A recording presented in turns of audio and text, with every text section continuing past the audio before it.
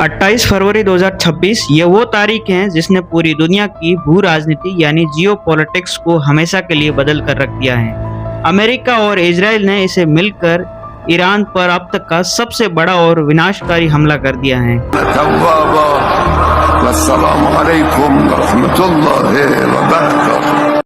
इस joint strike में Iran के सुप्रीम लीडर अयतुल्ला अली खमेनी समेत उसके सैकड़ों पारिवारिक सदस्यों की मौत हो चुकी है। लेकिन कहानियां खत्म नहीं होती हैं। ईरान ने भी पलटवार करते हुए इजराइल और मिडिल ईस्ट में मौजूद अमेरिकी सैन्य ठिकानों पर मिसाइलों की भारी बारिश कर दी है।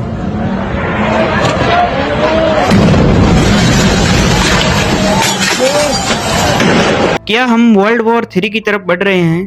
और सबसे बड़ा सवाल कि दुनिया के सबसे अहम व्यापारिक रास्ते हॉर्मुज जलदमरू मध्य यानी कि स्ट्रेट ऑफ हॉर्मुज के ब्लॉक होने से भारत की इकोनॉमी, पेट्रोल डीजल के दाम और आम आदमी पर क्या असर पड़ेगा, आज की इस वीडियो में इसी पूरे महासंकट के बारे में समझते हैं।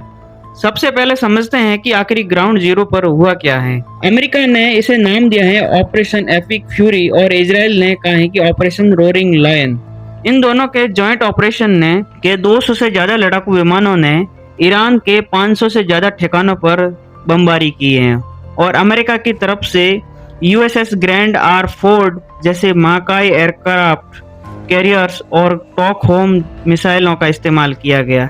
इस हमले का मकसद सिर्फ सैन्य ठिकानों को तबाह करना नहीं था, बल्कि ईरान की पूरी रेजिम को चेंज करना था। लेकिन ईरान भी शांत बैठने वालों में कहाँ है, बल्कि उसने पलटवार करते हुए उसने तुरंत ऑपरेशन ट्रूथफुल प्रॉमिस 4 लॉन्च किया और खाड़ी देशों जैसे यूएई, कतर, बहरीन और कुवैत में मौजूद उन सभी अमेरिकी ठिकानों पर बैलिस्टिक मिसाइलों और ड्रोन दाग दिए जहां से अमेरिका ऑपरेट करते हैं अपने सैन्य ठिकानों का। इस युद्ध ने पूरी दुनिया को साफ तौर पर 2 गुटों में बांट दिया है।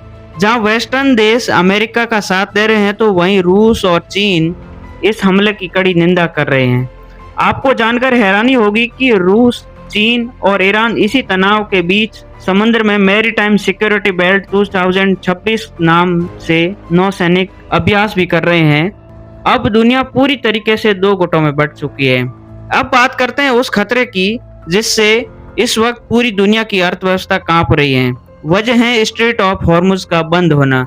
दुनिया भर का लगभग 20% से भी ज्यादा क्रूड ऑयल और नेचुरल गैस इसी रास्ते से होकर गुजरता है और हर रोज लगभग 2 करोड़ बैरल तेल इसी रास्ते से होकर निकलता है। हमले के बाद ईरान ने कॉमर्शियल जहाजों को यह चेतावनी दी है कि यह रास्ता अब ट्रैफिक के लिए बंद है। इसका सीधा मतलब है कि ग्लोबल इकोनॉमी का क्रैश होना।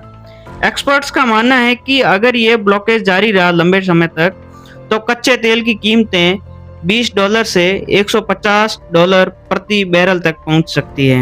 यूरोप में गैस की कीमतें तुरंत 3 गुना बढ़ने का खतरा पैदा हो गया है और इसमें हॉर्मुज का रास्ता बंद होने से अब जहाजों को अफ्रीका के नीचे केप ऑफ गुड होप से होकर पूरा चक्कर लगाना पड़ेगा।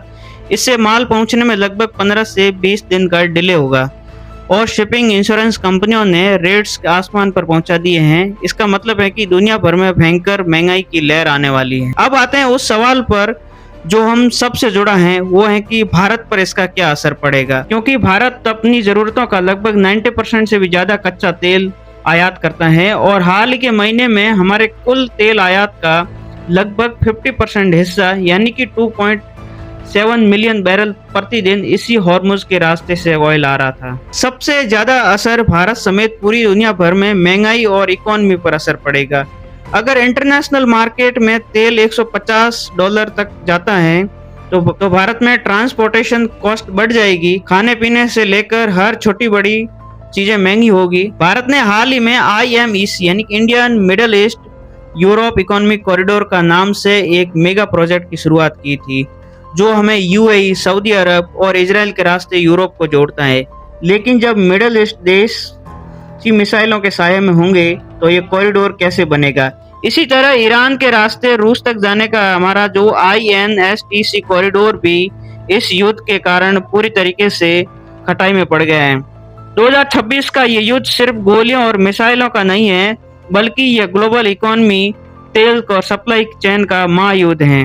भारत के लिए यह अपनी कूटनीति और आर्थिक तनाव का अब तक का सबसे बड़ा इम्तिहान है। एक तरफ हमें रूस और पश्चिमी देशों के बीच अपनी बैलेंस बनाना है, तो दूसरी तरफ हमें अपनी एनर्जी सिक्योरिटी को भी बचाना है।